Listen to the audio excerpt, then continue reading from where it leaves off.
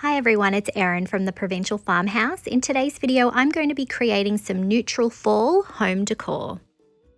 For my first project, I'm going to be working on these foam pumpkins that I had in my stash. As you can see, they are quite worn, they've got lots of dents and a little bit squished, so I'm going to give them a refresh. My first step is to take out Paint Couture's Buttercream chalk paint. I'm going to pour some of that out into a plastic container and then add some of my salt wash texture additive.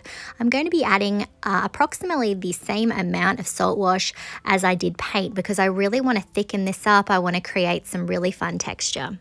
I'm going to stir it really well until it's well combined. I don't want it to be really lumpy, but we definitely want it to thicken up.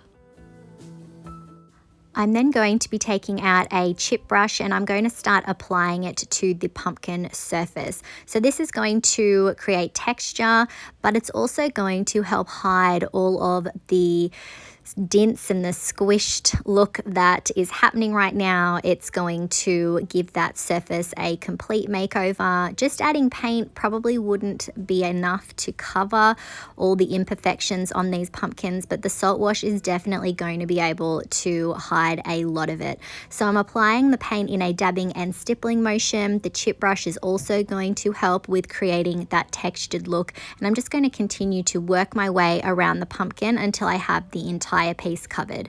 Now I decided to stick with a light color because we are working on neutral fall decor, but you could definitely come in with more traditional colors, an orange, or you could come in with some pastels. This is definitely a craft that you can customize to whatever your taste is.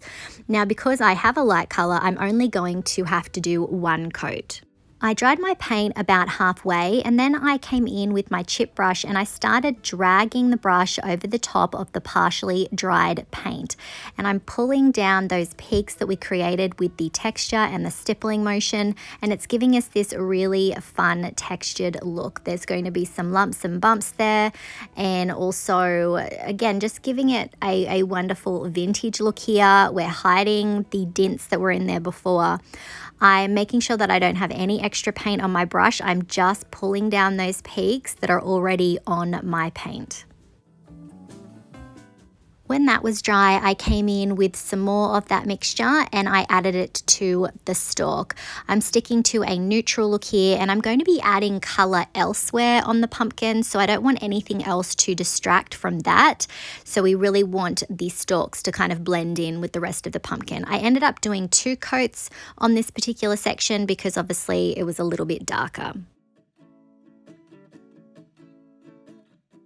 I repeated the same steps on each of the 3 pumpkins, and then when they were dry, I took out IOD's Hello Pumpkin mold. This was from their Christmas release last year. It is limited edition, unfortunately. I'm going to take some cornstarch and I'm going to start dusting just the leaf designs. And I'm dusting those with cornstarch to make sure that my clay doesn't stick, and then I'm going to flip that mold over to get that excess out. And then I'm going to be working with Dar's air dry clay. I'm going to break a little bit off and start working it into one of the leaf designs, pressing it in there, and then using my fingers to push out the excess clay. Once I'm happy with that, I'm going to flex the mold and pull the leaf design out. This is going to be going on top of the pumpkin, and I'm also going to be making another one of the designs. This is a slightly smaller leaf, and I'm going to be adding that to the top of the pumpkin as well. I then added some cornstarch to one of the sections where you can see a curly vine design, and I'm going to work the clay into that. Now that is very, very shallow, so this was a little bit tricky, but I thought I would try it and see if I could do it. And I'm just pushing that clay in. It's very thin, but I'm just pushing it in gently and slowly, and then pulling out the excess clay. And then I'm going to flex the mold just like we did before and gently pull that vine design out.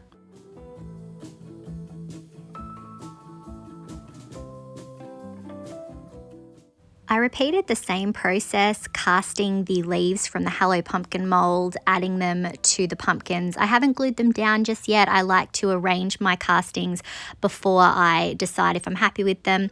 And I'm just going to be adding 2 leaves to each of the pumpkin designs. And I did also add a couple of those scroll sort of vines, curly vines that we cast before to each of them.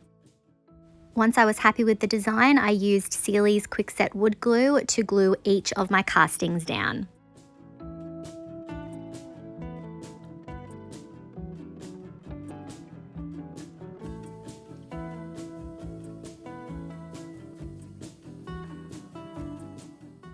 I let my castings dry for several hours, and then I came in with some more of that salt wash and buttercream mixture, and I'm adding that over the top of the leaves so that they blend in with the rest of the pumpkin design. When the pumpkins were dry, I took out IOD's Fairytale Florals Transfer. This is one that I have not used yet, but I really like some of the smaller florals, and I thought that they would look really great on the pumpkins. So I'm going to pick out a couple of designs. I'm just going to cut out these down the bottom, and I decided I only wanted to add one because of the size of this particular floral. I'm also going to be making some little cuts into the transfer to make it a bit easier for me to bend and manipulate it over all of the curves on the pumpkin. I'm then going to peel the backing off, and then I'm going to work in sections. I'm not going to press the whole design down. I'm going to start with the top leaf section there, and I'm going to start rubbing that in. So the rest of my transfer is not making contact with the pumpkin surface as yet. So I'm able to work in sections, rubbing the design down. And I'm really taking my time, repositioning it where I need to, and really sort of forcing that transfer down into the curves. These do really well over curves and corners, so these are quite forgiving. Part of the design broke off, but that's okay. Here you can see I'm just repositioning it where it broke away, and I'm able to join that transfer back together and continue rubbing. If you're worried about doing this particular technique, I would suggest that you maybe even look at cutting that transfer apart into smaller pieces to make the job a little bit easier. I was just impatient. I just went for it. And I don't mind if I get a couple of little cracks in the design. I am going for more of a vintage look, so it doesn't bother me too much. But definitely give this a try. I think it just really takes those pumpkins up to the next level. They're certainly not plain and boring anymore. And my thought with these was that perhaps I could make it look a little bit like they were pumpkins that were hand painted. And again, the IOD transfer designs are so beautiful, and they do look hand painted. I then used my fingers to gently press on the transfer to make sure all of the design was down. Next, I'm going to pick another design to go on our second pumpkin, and I went with these blue and green florals. Again, I am going to cut these apart to make using them a bit easier. And then I'm going to peel the backing off and get started with the first one. And I'm going to start rubbing. With this one, I didn't make any of those little sort of dart cuts because I was going down on the pumpkin as opposed to across it. I didn't really find that I had too much trouble getting this design down. Again, just take your time as you are applying these. If you don't have transfers but you'd like to get a similar look, you could do this with decoupage paper. You could try your hand at doing some stamps perhaps, and then painting in those details. This is just one idea, and I've been wanting to use this transfer for a while, so it was definitely a great excuse to get these out and use them.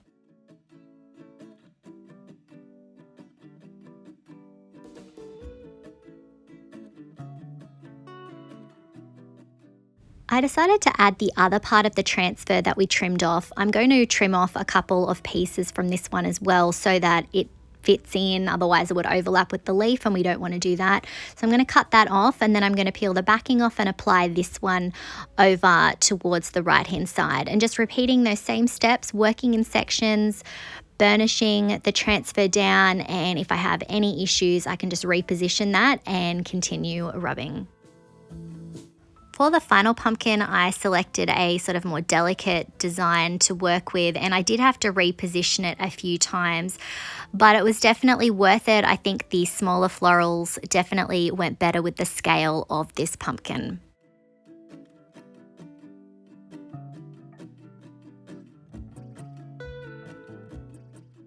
Next, I took out Paint Couture's Extreme Guard in Satin, and I'm going to be using this to seal in my transfers, and I'm applying it over the top of the entire pumpkin.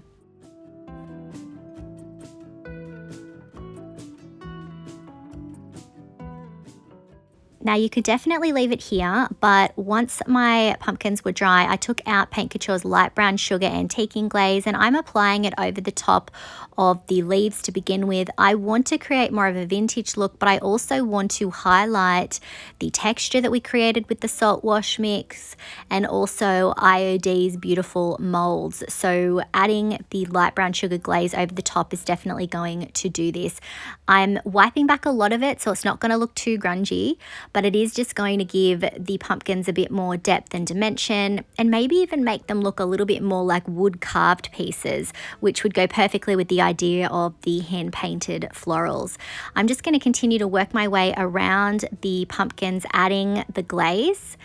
And then when it came time to do the stalks, I did go a little bit heavier on those. I wanted those to be a little bit darker, so I'm going to wipe back a little bit less. I'm happy to have that tonal contrast with the stalks at the top. If you do want to give this look a go and you don't have glaze, you could use an antiquing wax instead, some sort of a brown wax perhaps, or maybe a grey would look fun as well. Or you could create a paint wash using a brown paint and just water that down.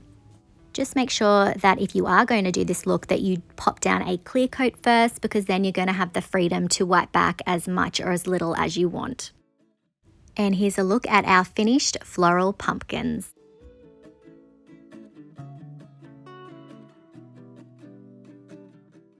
I'm really pleased with how these turned out. I think that they were looking quite tired, but now with that texture, the molds and the transfers, they look completely transformed. Let me know what you think of these in the comments.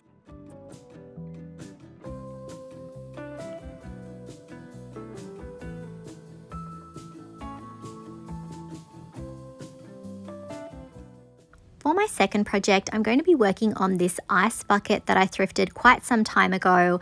I really loved the, well, I won't say carvings because I think it is a resin or plastic piece, but all of the details, the raised details that they've managed to achieve there, I really liked those, but it was looking a little bit tired, a little bit dated. So I decided to take out the Hello Pumpkin mold and I'm going to be casting some leaves and I'm going to be putting them over the top of the grapes. I don't love those, and I feel like if I add some more leaves, I can give it more of a fall look. I'm going to cast one of the other leaves from the Hello Pumpkin mold and I'm going to be alternating the different leaves there, and then I'm going to add some more little leaves to layer under those to help cover more of those grapes. And then once I had finished positioning these, I did then take out my Sealy's Quickset wood glue and I started to glue all of these in place. You definitely want to do this while the clay is still wet so that it will mold and really create a sort of flatter look rather than a raised look, and I wanted this to blend in with the rest of the project. I let it dry completely and then I did take both the top and the bottom outside and I sprayed it with some spray sealer. And then I came in and I added some of that salt wash and buttercream mixture as well. Now I didn't use my Paint Couture primer on this because I still want to be able to see some of that brown underneath, which is why I used the clear coat as my primer instead. So I'm just going to continue adding that buttercream and salt wash mixture over the top. It did take 2 coats to get the coverage that I wanted, and I did do that stippling motion as well to achieve some texture. On the base, however, I just did an up and down brushing motion because this already had texture. However, I did allow my brush to skip over certain areas because I still wanted to be able to see some of that darker timber tone underneath. That's going to add that more weathered look to this project, and I ended up doing 2 coats on this. When that was dry, I took out my Van Dyke Brown Antiquing Glaze by Paint Couture and I'm going to start adding that to the lid. Now I really want to draw attention to all of the beautiful details on this lid, and this is also going to help tie the design together. So I'm adding it, working it into those crevices, and then I'm using a wet wipe to pull back the excess. I'm going to be repeating this same process over the entire lid, but pulling back a lot of the excess so that the darker tones stay down in the details. For this project, I did decide that I wanted a sort of two-toned look, so I am going heavier with the glaze on the top. I then took out Paint Couture's Bronze Lux Metallic, and I'm going to be applying that to the handle on the top of the lid, and I'm going to be doing 2 coats.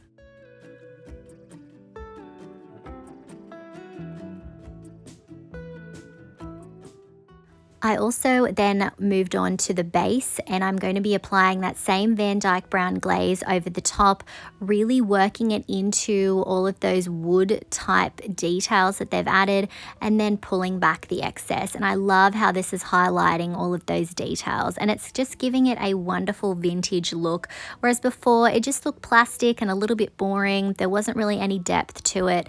This is definitely transforming it.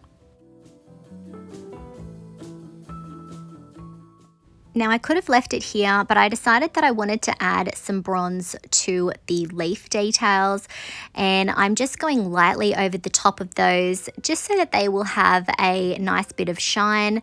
I felt like it looked a little bit flat, and I really wanted to tie it in with the handle, so I definitely think that this was the right choice.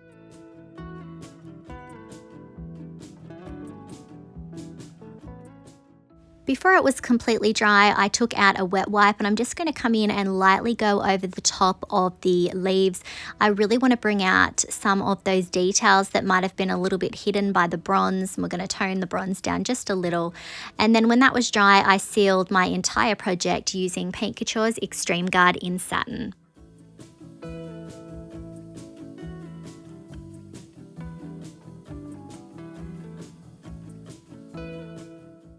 And here's a look at the finished project.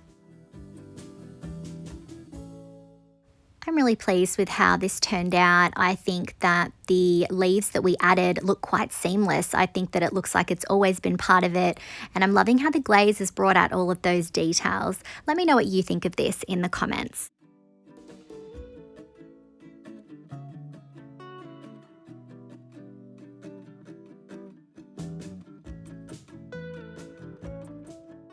For my final project, I'm going to be using these foam eggs that I had in my stash from my Easter crafts, and I'm going to be using that same buttercream and salt wash mixture, and I'm going to be dabbing that on. We're repeating quite a few steps in these projects, but it's also to show you guys how you can achieve different looks and fun projects by using just the same products. So I'm just going to continue dabbing that mixture on each of the eggs, the 2/3 of the bottom first, and then when it was partway dry, just like we did in the first project, I'm going to drag my brush over the top and smooth down those peaks. Again, this is going to give us some really fun texture. I repeated the same process on each of the eggs and let them dry, and then I found this stick in my garden that I'm going to be using. We are going to be putting it in the top of the eggs because if you haven't guessed already, we are going to be making some little acorns. So I'm going to trim that to size. I'm going to be cutting 3 of those. They did go flying when I did this, so just be careful. And I'm just using scissors for this. If you've got pruning shears or whatever you want to use for this, it's up to you. Just be careful. So I'm going to cut 3 of them, and they're going to act as the stem of the acorn.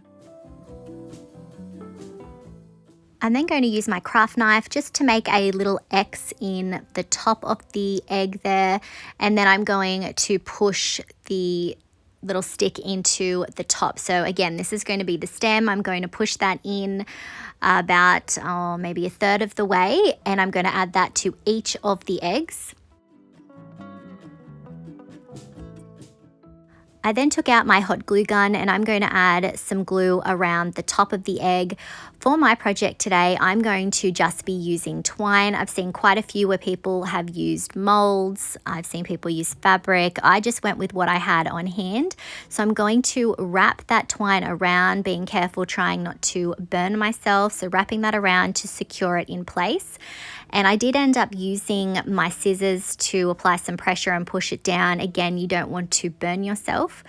And then I'm going to continue wrapping the twine around, and then I will also be adding some little beads of glue down the side of the egg there so that I can sort of drag the twine through it and then up, so that we're not using too much hot glue. So I'm sort of just dragging it through, just using a few beads of glue here and there.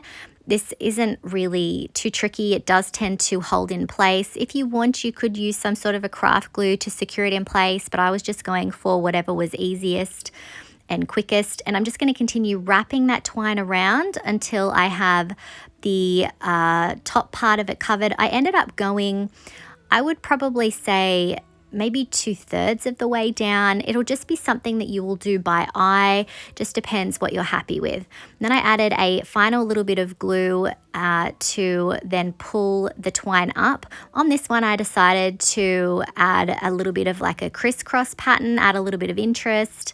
You don't have to do this. I do end up showing you how to do just a plain one. I was just having a bit of fun here, seeing what I liked the look of. Then I'm going to add another bead of glue and pull that across to create that crisscross look.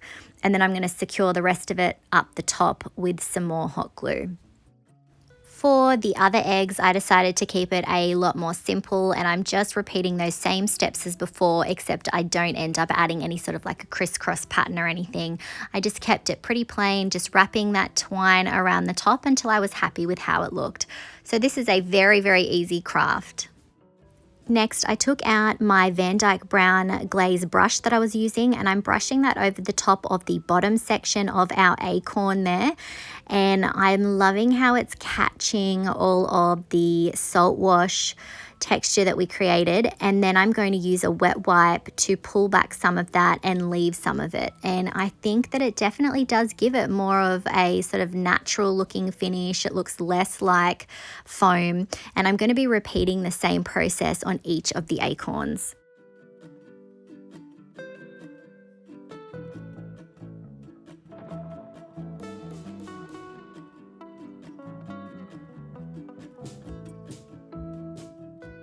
And here's a look at our finished acorns. This was a quick and easy project, but I think that they would make great bowl fillers. Let me know what you think of these in the comments.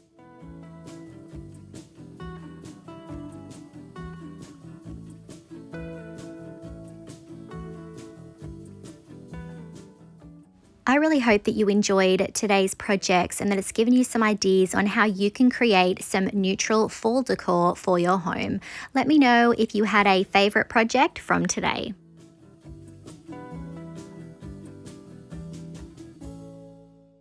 If you enjoyed today's video, I would really appreciate it if you would hit that like button, comment, and share it out.